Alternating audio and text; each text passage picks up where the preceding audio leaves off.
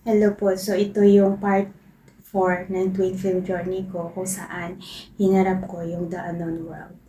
Ang unang nakakita sa akin ay ang Universal Spirit.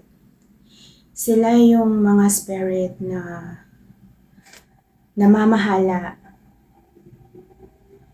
sa mga tao, especially sa love life natin as a human.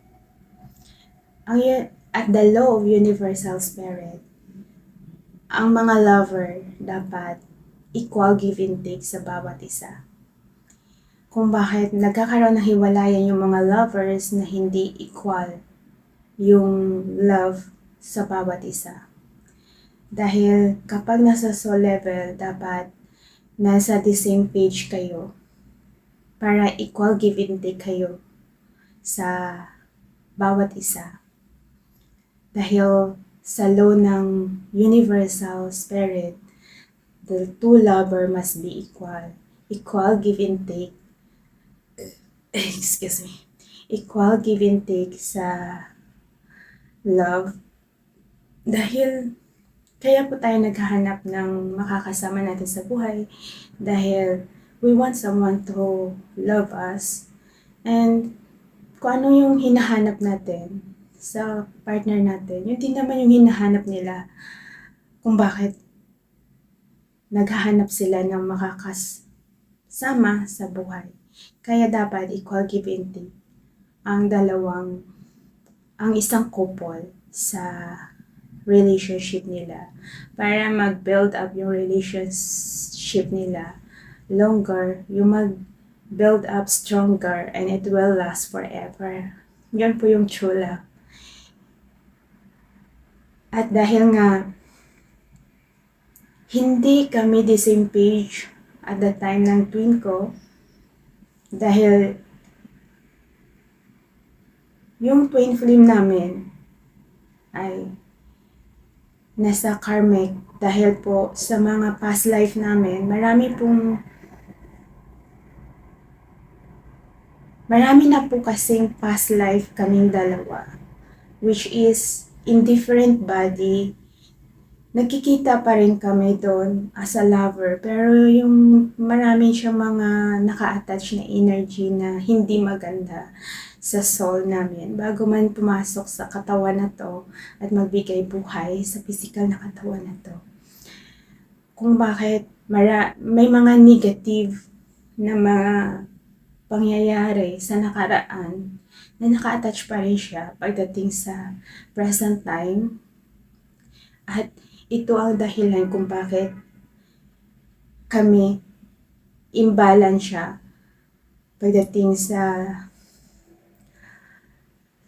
love life namin, o hindi po siya at the same page. Imbalance po kasi yung energy field naming dalawa pagdating sa love life namin.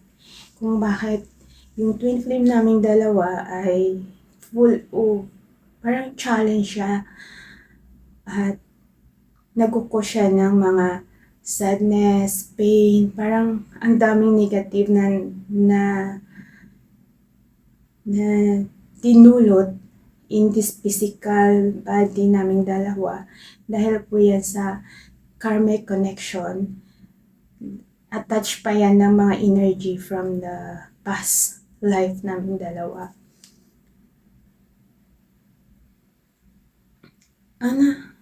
Ang unang nakakita sa akin is yung Universal Spirit. At dahil nasa crossroad ako, kailangan ko mamili between soulmate and twin flame. At ang pinili ko ay twin flame dahil meron po tayong iisang twin flame lamang in this lifetime. Marami po tayong soulmate, pero twin flame, iisa lang po. Ang twin flame is originated sa one soul, old soul. Originated siya sa old soul. Tapos, bago sila ma-incarnate dito sa physical world as a human, na-split sila sa dalawang katawan, sa isang babae at isang lalaki. At nagkataon na in this present time, nagkita kami ng twin ko at nakilala ko siya ng personal. Kaya, nung pinili ko yung twin flame, dito ako kinuha ng the heavenly spirit. Dahil sa dami nila sa world of spirit o sa soul level, ang dami nila doon. Kaya sa dami nila, hindi ko alam kung sino yung kakampi ko, sino yung kalaban ko. Dahil nga, may dark side pa ako at may light side ako. Yan yung good and bad natin sa sarili natin as a human.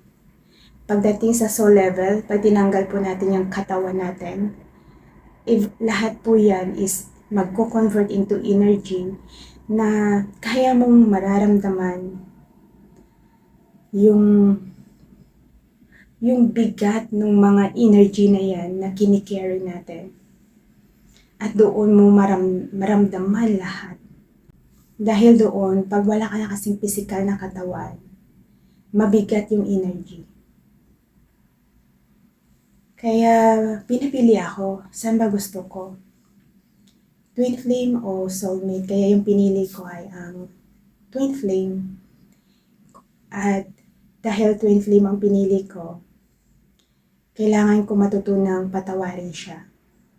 Kaya binuo ko yung sarili ko at patawarin. Pinatawad ko siya sa mga nagawa niyang pagkakamali from the past naming dalawa bago man kami magkita muli. At dahil doon sa pagpapatawad ko sa kanya, naramdaman ko yung pagmamahal bago nung pinatawad ko siya kung bakit. Sabi ko kay Jad, bakit ganito? Pagkatapos kong patawarin siya, bakit in love ako sa kanya? So that is the true love. And isa pa kasi yung twin flame is heavenly couple siya. Hindi kagaya sa soulmate na universal lang sila, universal couple. And yung twin flame is heavenly couple. Kaya kinuha ako ng heavenly spirit.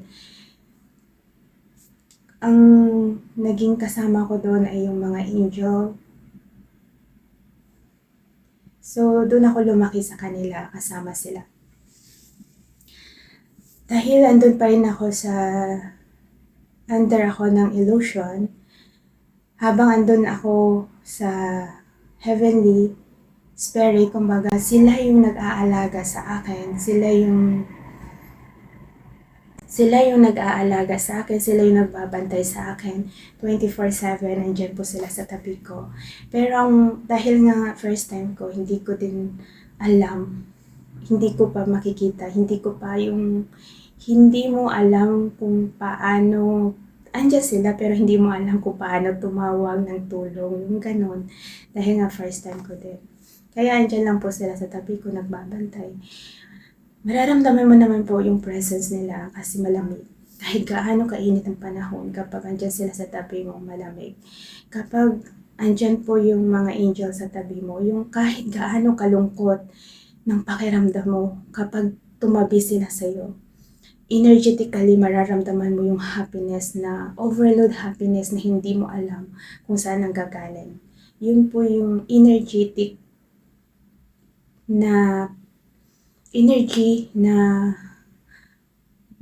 parang nag-i-spark siya na sa feelings natin at mararamdaman natin at doon na tayo magiging masaya na hindi natin alam kung saan nanggagaling yung kasiyahan natin. So, ganun po yung pakiramdam kapag andyan po sa tabi natin yung mga angel natin para bigyan po tayo ng happiness sa buhay natin. Dahil po nasa light side po sila, kaya always they bring happiness, love, and peace sa buhay natin. Meron dong time na nagparamdam sa akin yung spirit of mermaid and spirit of fairy. Akala ko dati, yung mga ganyan nasa fairy tale lang, pero sa soul level, andun sila nag-i-exist. Kaya yung mga elemento, kapag nasa soul level ka, doon sila nag-i-exist, doon mo sila makikita. Dahil nung doon ako sa soul level, nagparamdam sila. Bawat elemento meron yan nagre-represent sa kanila ng mga spirit of animals. Tapos, hiniling nila sa akin yung mga wishes ko para sa kanila. As the first time, hindi ko naman, syempre nagtataka ako kung bakit kailangan nila hingiin yung wishes ko para sa kanila. Pero parang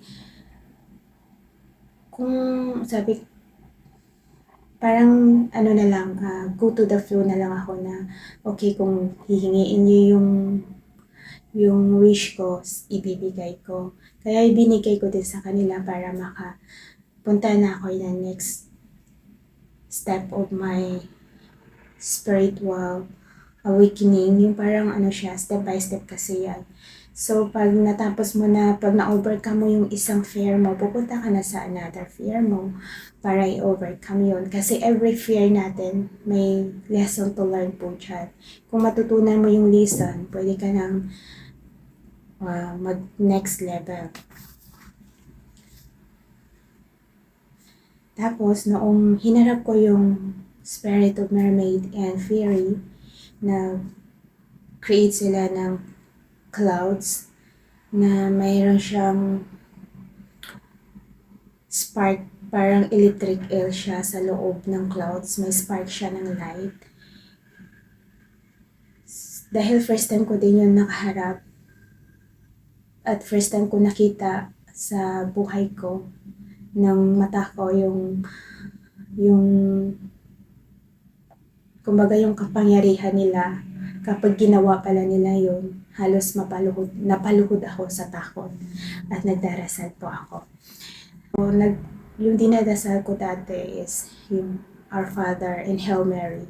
Yun po yung pinaka-powerful na prayer na tumulong po sa akin sa field of spirituality ko, na ma-overcome ko yung takot ko sa the world of unknown.